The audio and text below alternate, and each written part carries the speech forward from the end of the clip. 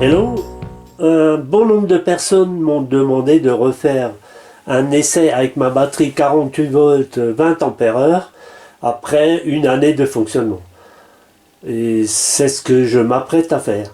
Donc j'utilise les mêmes composants, la batterie, le système de mesure qui mesure la puissance, la tension et l'énergie, un relais de sécurité avec un fusible au cas où, un petit commutateur qui me permet d'allumer le relais et la résistance, la même que j'ai utilisée à l'époque. Voilà le schéma que j'ai utilisé, c'est le même qu'en mars 2019, donc rien n'a changé. Donc on va pouvoir démarrer l'essai. Et c'est parti pour environ 3 heures de test. Voilà, l'essai est parti depuis une vingtaine de secondes. J'ai 53,2 volts en tension, de l'ordre de 8 ampères et 430 watts de puissance. Donc je vais enregistrer les paramètres toutes les 5 minutes, comme pour le dernier essai il y a 1 an et demi. Je suis à la 30e minute, tout se passe bien, j'ai toujours au-delà de 48 volts, c'est pratiquement 50 volts, 7,5 ampères, 376 ou 377 watts et 204 Wh d'énergie absorbée.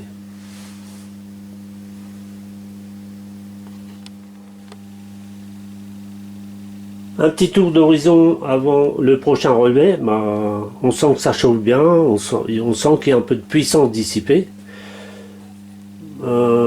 Tout le reste a l'air de bien fonctionner, mes compteurs, le chronomètre tourne bien et mon afficheur a l'air de bien fonctionner.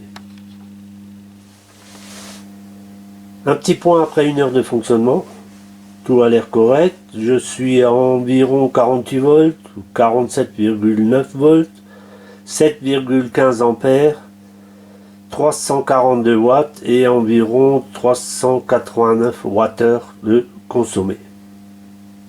Et le test continue.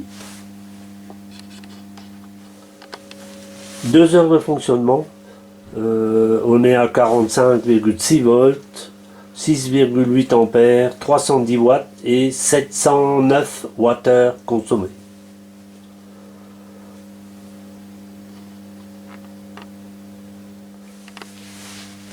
Là on est à 2h30 minutes, on a encore 44 volts environ, 6,6 ampères, 293 watts et au total 861 Wh consommés.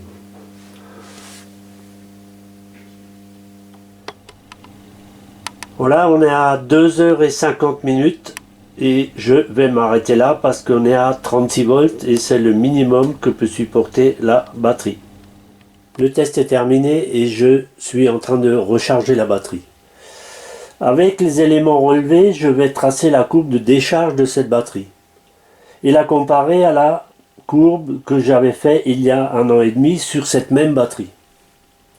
Mais de prime abord, et d'après les chiffres, je vois une légère baisse de 10% voire 15% par rapport au dernier relevé.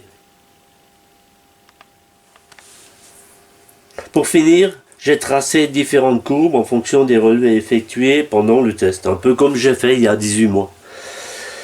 Alors, je compare le courant de la batterie neuve, en rouge, et le courant pour cette même batterie après 18 mois de fonctionnement en bleu. Et à amplitude égale, c'est-à-dire autour de 6,2-6,3 ampères, on s'aperçoit que le courant de décharge s'est raccourci d'environ 20%, soit un temps inférieur à 160 minutes pour la courbe bleue, et alors qu'elle était à 190 minutes quand elle était neuve. Alors ce qui est assez marrant, c'est que c'est uniquement le temps de décharge qui change, mais le courant moyen pendant la décharge reste pratiquement identique.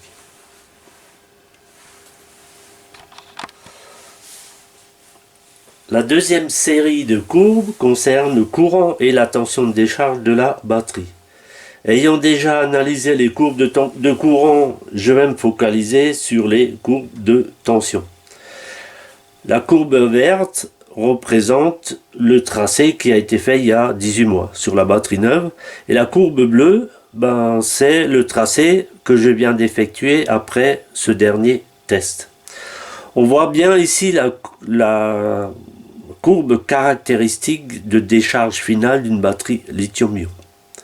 Alors j'ai dû arrêter le test bien avant celui réalisé il y a 18 mois parce que j'étais autour des 36 volts et je pense que le BMS aurait coupé si je n'avais pas arrêté le système. Comme pour le courant à amplitude égale ou constante, on constate une dégradation de 20% en gros de la capacité de la batterie. La dernière série concerne la puissance et l'énergie. Et ce n'est pas une surprise de constater qu'on retrouve les mêmes différences, soit de l'ordre de 20% entre les courbes réalisées il y a 18 mois et celles réalisées avec les données du dernier test.